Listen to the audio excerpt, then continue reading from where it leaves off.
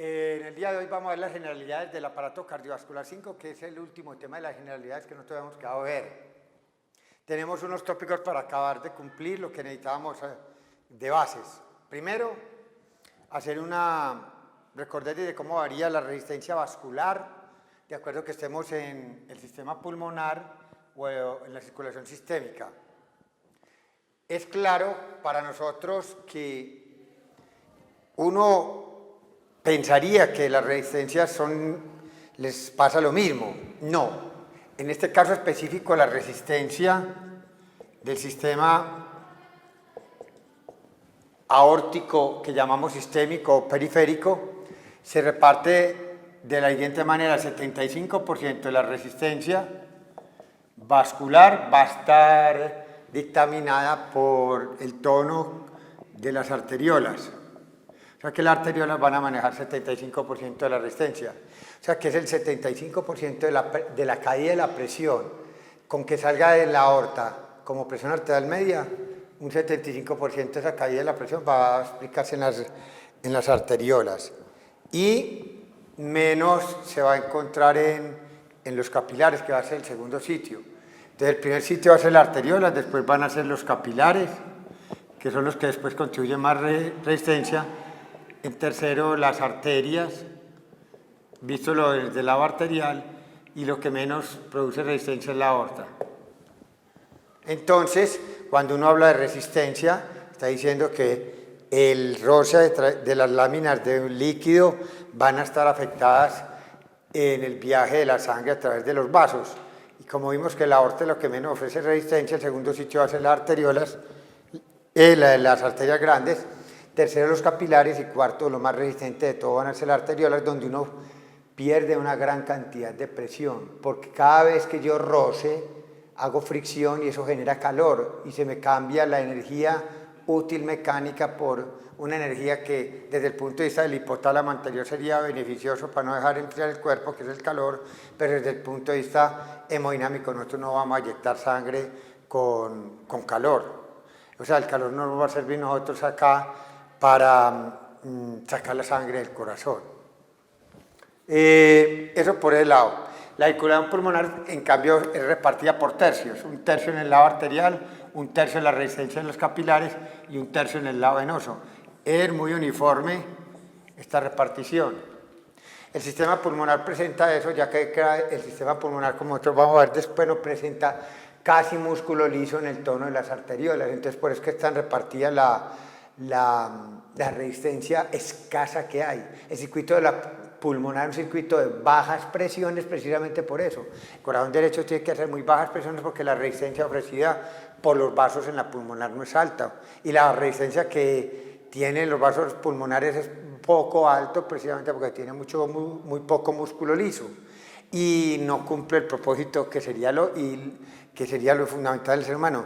Todo el gasto cardíaco que sale del ventrículo derecho debe pasar con facilidad por el sistema pulmonar para que pueda oxigenar la sangre que venía ya parcialmente gastada en el lado venoso y para que pueda botar el exceso del CO2 hacia los alvéolos y pueda volver a intercambiar la sangre y volverse a enriquecer de O2 y empobrecerse algo del CO2, que es lo que le conviene al ser humano.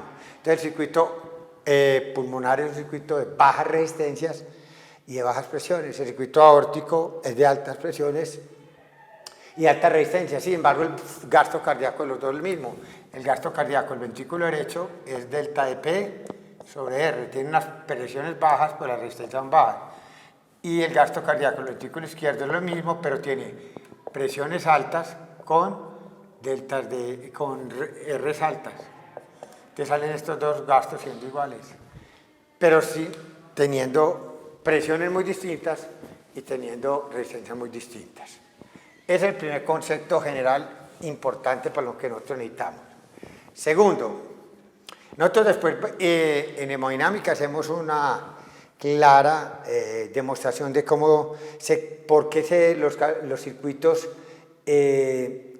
vasculares se pueden considerar circuitos en serie y en paralelo, aplicándole las leyes de Kirchhoff de la electricidad que tiene que ver con los circuitos eléctricos.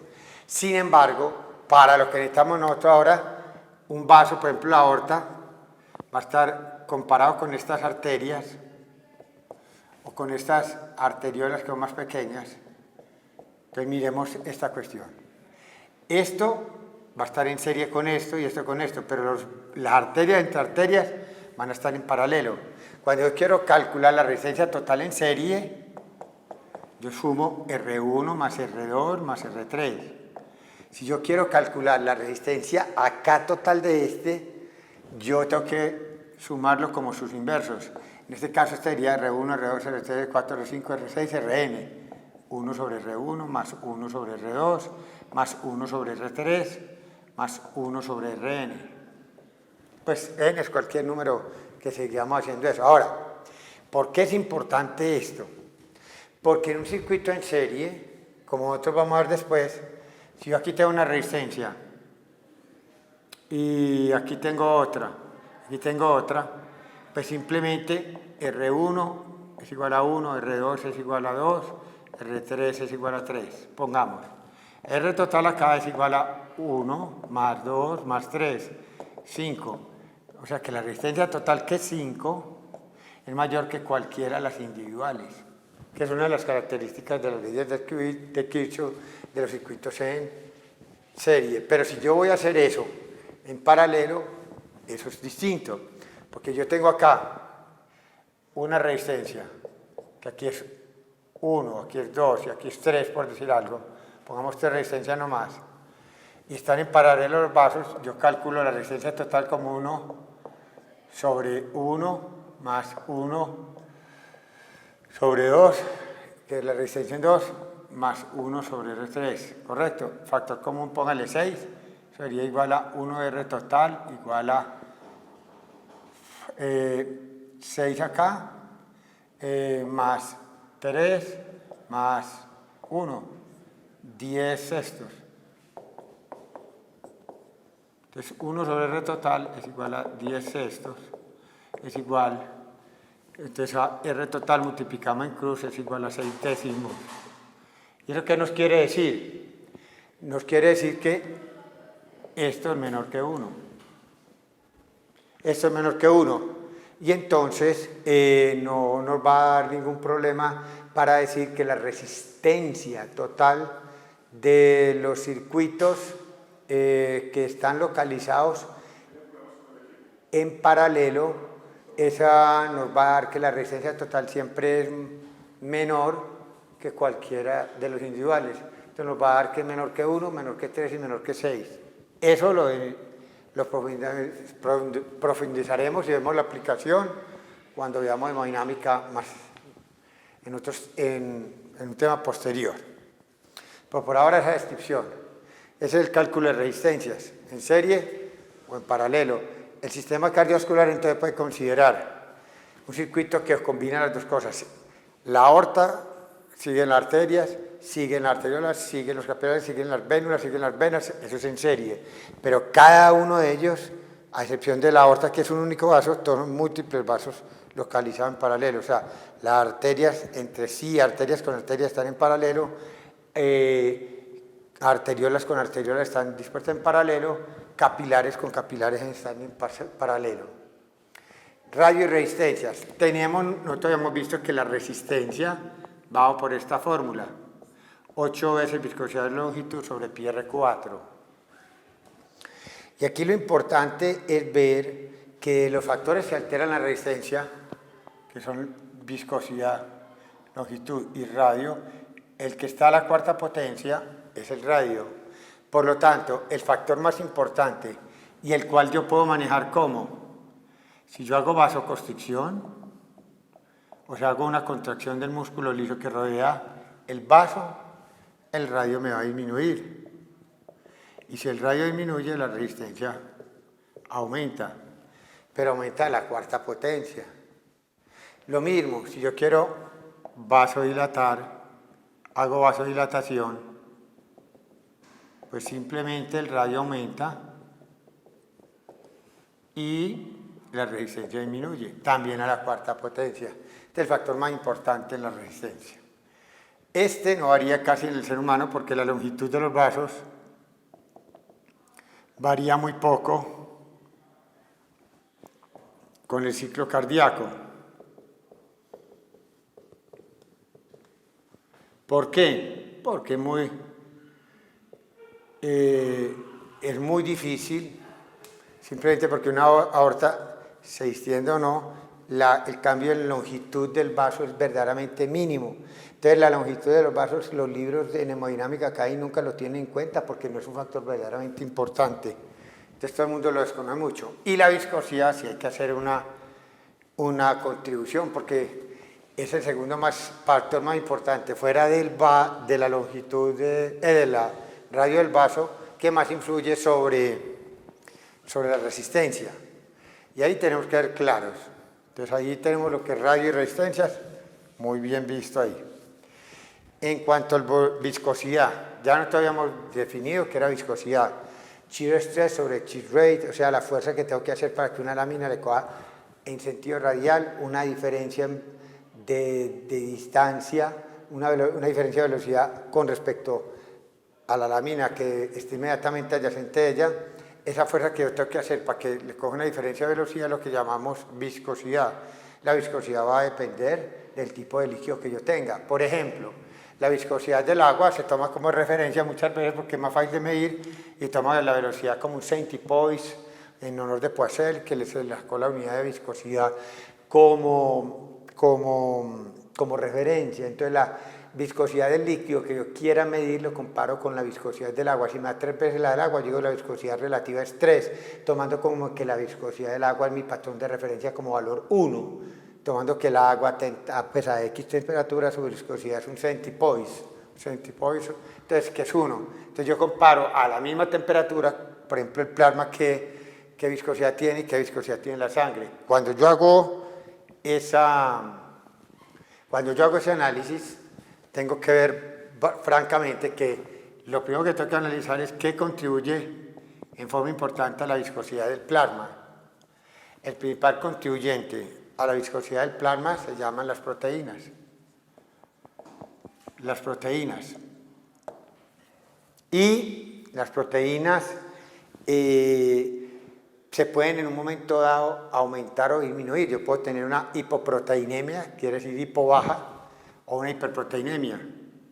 Si aumentan las proteínas, eso se llama hiperproteinemia, que quiere decir aumento de las proteínas en sangre, hemia sangre, o una disminución de las proteínas del plasma, se llama hipoproteinemia. Hipobaja proteínas en sangre. Ya lo que a uno le tiene que entrar en duda es, bueno, ¿qué causas hay de que haya una hipoproteinemia? ¿Qué causas hay que haya una hiperproteinemia? Por ahora no es nuestro objetivo. Nuestro objetivo es saber dominar hasta ahora lo que tenemos. Si las proteínas están altas, pues las proteínas recuerden que son las únicas macromoléculas de importancia junto con las lipoproteínas. Fuera de las proteínas, nosotros consideramos lo otro como micropartículas.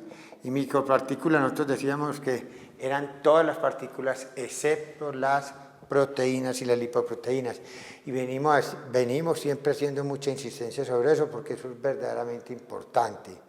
Entonces, si yo tengo un aumento en las proteínas en sangre, por ejemplo, como ocurre en mieloma múltiple, que es una tumor productor de inmunoglobulinas gracias a que hay una alteración en los plasmocitos o células plasmáticas que son las que se derivan de los linfocitos para hacer los anticuerpos, hay una hiperproducción de anticuerpos que hacen que, como se denominan inmunoglobulinas, son proteínas que van a ser aumentadas en sangre. Eso puede llegar a aumentar la viscosidad marcadamente. El segundo punto, después de tener en cuenta las proteínas, el segundo punto que más influye para la viscosidad ya de la sangre, que el sangre es el plasma, que ya sabíamos que tenía las proteínas, pero más las células. Aquí tenemos que tener en cuenta glóbulos rojos, glóbulos blancos y plaquetas. Hay varios agravantes aquí que lo pueden confundir a uno. Glóbulo rojo es más chiquito que un glóbulo blanco y más chiquito que las plaquetas, mucho más. Y sin embargo, el principal contribuyente a la viscosidad sanguínea lo dictamina el número de glóbulos rojos. ¿Por qué? Porque aunque son más pequeños, el número de estos es verdaderamente abrumador. Uno habla de los millones que tiene uno de glóbulos rojos por una unidad, por decir femtolitro, que es 10 a la menos 15. Los glóbulos rojos, mientras uno habla de millones, uno habla de máximo 4 a 10.000 unidades por la unidad que está midiendo. Esta la habla uno en millones, y las plaquetas habla de 300.000, 150.000 por la misma unidad de medición. Entonces, verdaderamente, aunque son más grandes los leucocitos, aunque son más grandes las plaquetas, los glóbulos rojos compiten con los dos y sobrepasa su efecto gracias a que es mayor el número de glóbulos rojos que glóbulos blancos y plaquetas. Entonces, la viscosidad de la sangre está marcada por lo que llamamos nosotros el hematocrito, que es de 100 mililitros de sangre, que es un volumen, es preguntarse cuánto de esos 100 mililitros en volumen, cuánto en mililitros de volumen está ocupado por los glóbulos rojos. Como si yo pudiera tirar los glóbulos rojos para el piso en un tubito de ensayo, aquí estarían 100 mililitros de sangre, que es el volumen, y yo preguntarme esto, ¿cuánto ml representa estos 100? Entonces uno habla de un hematocrito del 40, del 45%, etc. Los hombres tienen un hematocrito ligeramente mayor que la mujer por efecto hormonal, la testosterona, y por el hecho de que los hombres no presentan menstruación y las mujeres sí, eso les hace que ellas sean un poco más anémicas, entonces tienen una viscosidad menor. Bueno, además de esto, entonces el hematocrito hay que verlo cómo afecta mi viscosidad. Entonces uno tiene más o menos una idea muy clara. Mientras el hematocrito no sea mayor del 60%, hematocrito, y aquí sería viscosidad sanguínea. Entonces uno ve que esto no va subiendo mucho mientras esto no sea el 60%. Aquí estaría más o menos intervalos normales, 40 a 45. Aquí cuando ya los hematocritos son muy altos, pues esto se va trepando mucho. Eso porque es importante, porque hay algunas enfermedades que dan eritropoyesis marcada. O sea, eritropoyesis es dar una orden de hacer eritrocitos muy grande. Entonces son pacientes que presentan muchos glóbulos rojos. Eso viene de que la eritropoyetina es la hormona que el riñón la produce los riñones cada vez que los riñones no les llegue buena cantidad de oxígeno. Ellos sintetizan esa hormona, la mandan por la sangre, va a los huesos y allá da la orden de hacer glóbulos rojos.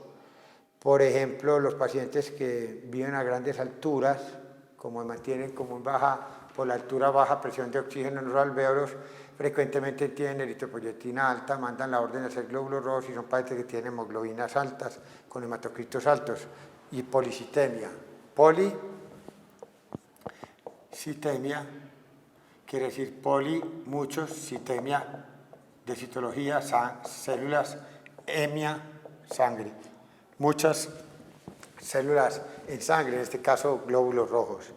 Entonces eso vale la pena pues para tenerlo en cuenta. También como aplicaciones, cuando uno inyecta eritropoyetina, por ejemplo, para los dopajes en los ciclistas, eso hay que hacerlo con cierto cuidado porque, como usted sabe, si yo me sobrepaso este punto e inyecto más eritropoyetina normal, estoy haciendo un efecto que es perjudicial, estoy aumentando mucho la viscosidad.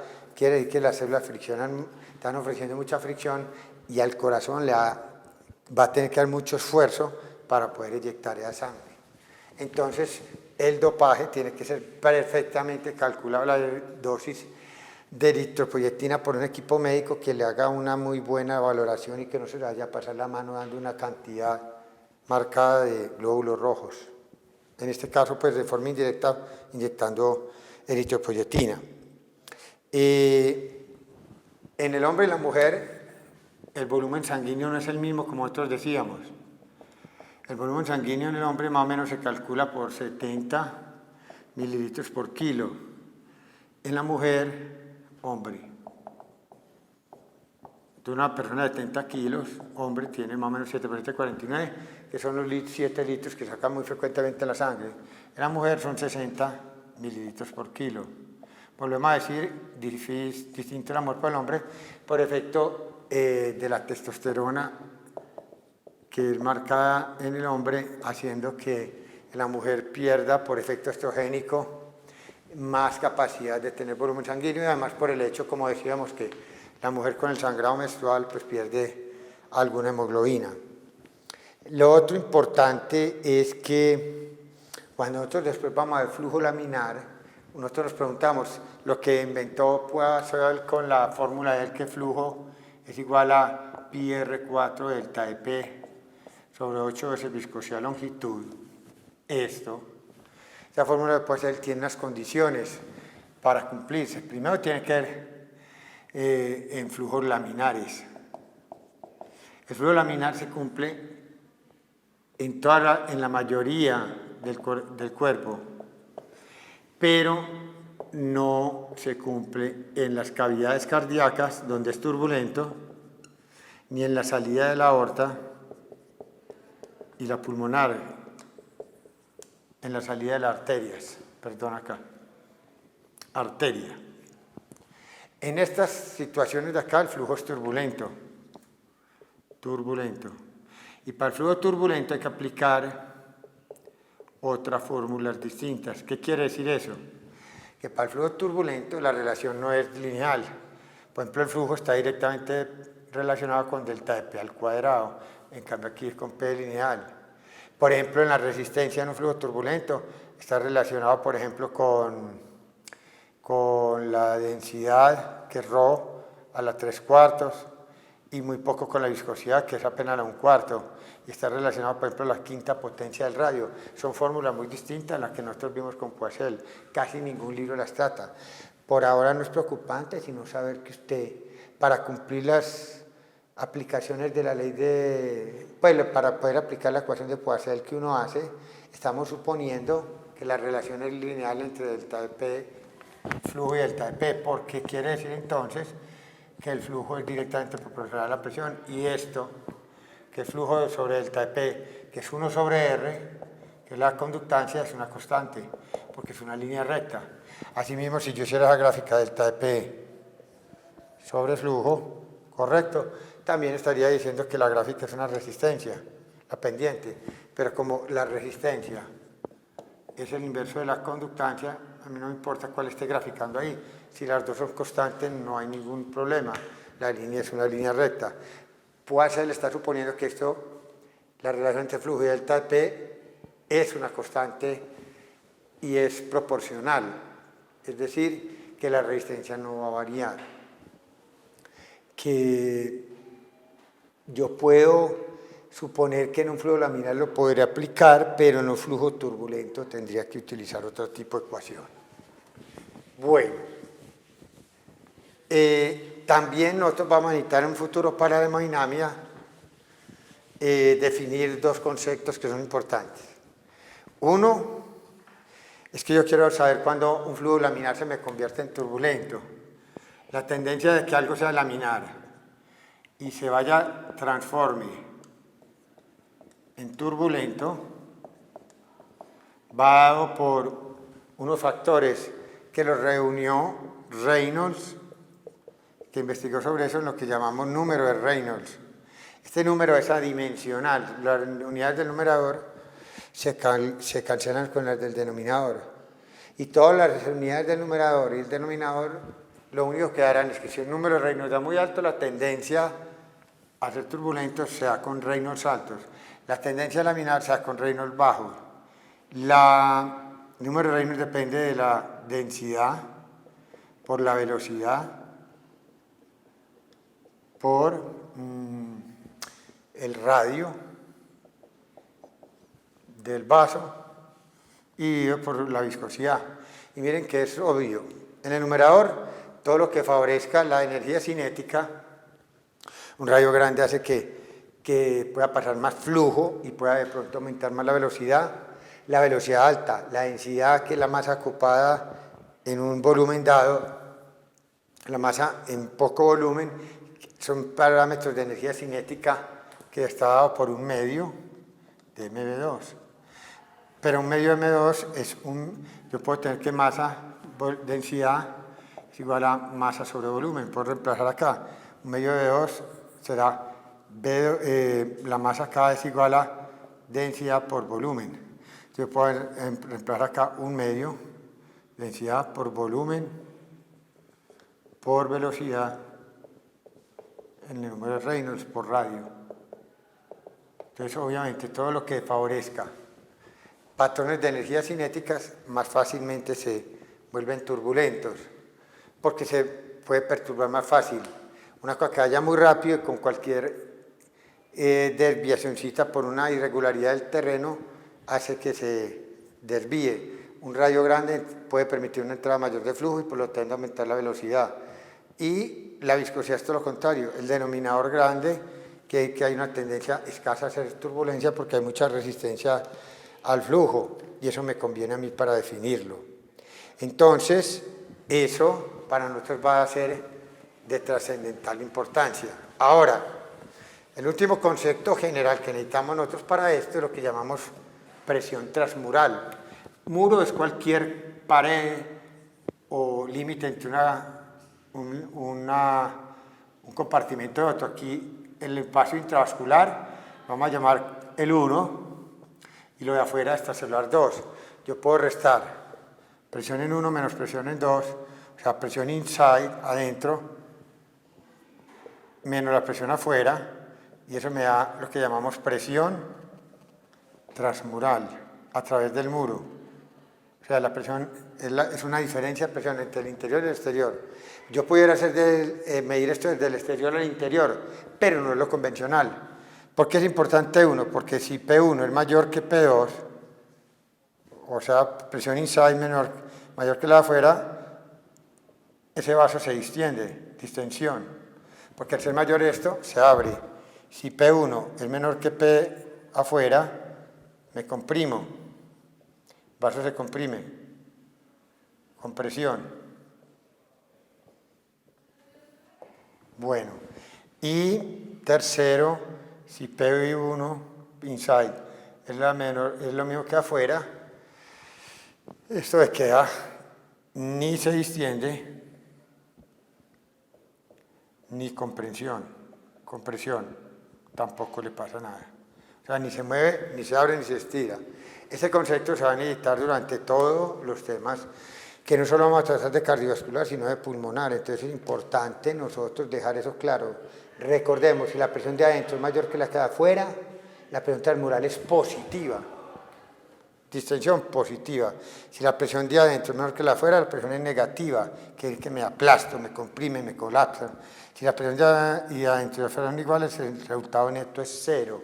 Y eso indica que no va a haber ni una tendencia a distensión ni a la compresión. Con esto, entonces, muchachos, acabamos lo que son las generalidades del aparato cardiovascular para nosotros ya empezar a dirigirnos a un tema específico que es el ciclo cardíaco, que es la contracción mecánica del corazón durante la sístole y la diástole ventricular, que pronto vamos a definir.